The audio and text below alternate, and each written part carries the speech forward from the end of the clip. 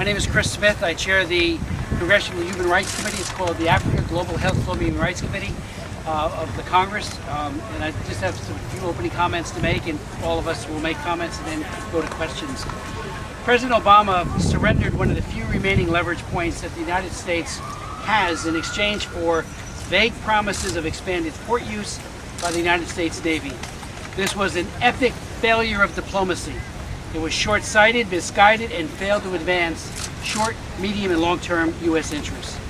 Vietnam needs the U.S. markets and security commitments much more than the U.S. needs Vietnam's markets and security cooperation. Vietnam could have offered the U.S. Navy port access without condition, given China's advances in the South China Sea.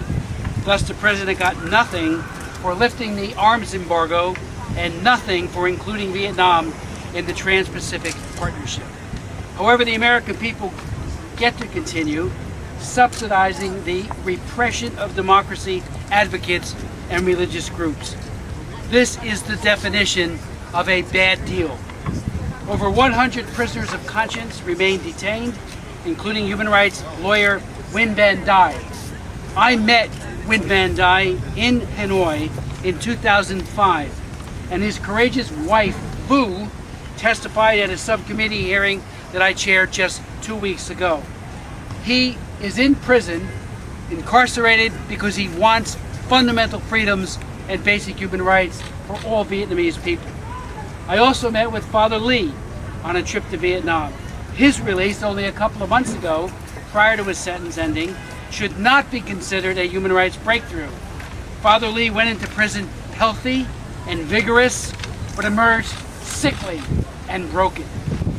Before his trip, a bipartisan group of members urged the president to condition further extension and expansion of trade benefits and security partnerships on significant, verifiable, and irreversible improvements in human rights in Vietnam.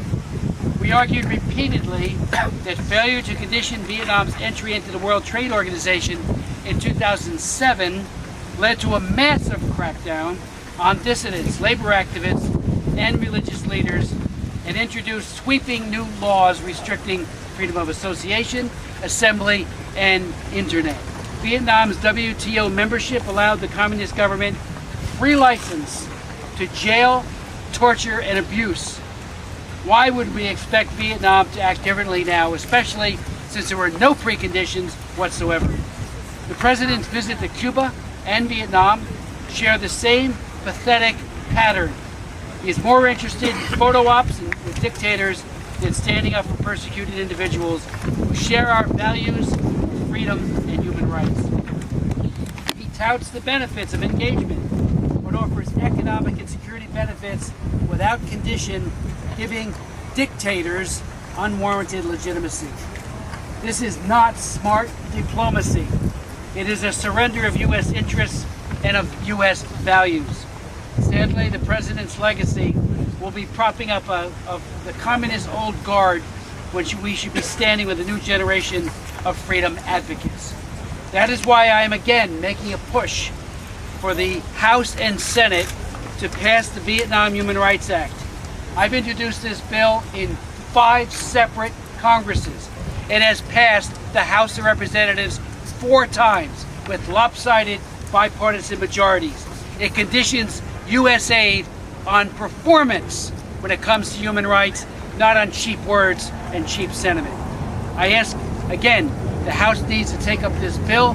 The president has made a very serious mistake, and the victims will be the best, the bravest, and the brightest of Vietnam, who are suffering in prison like Nguyen Van Dai.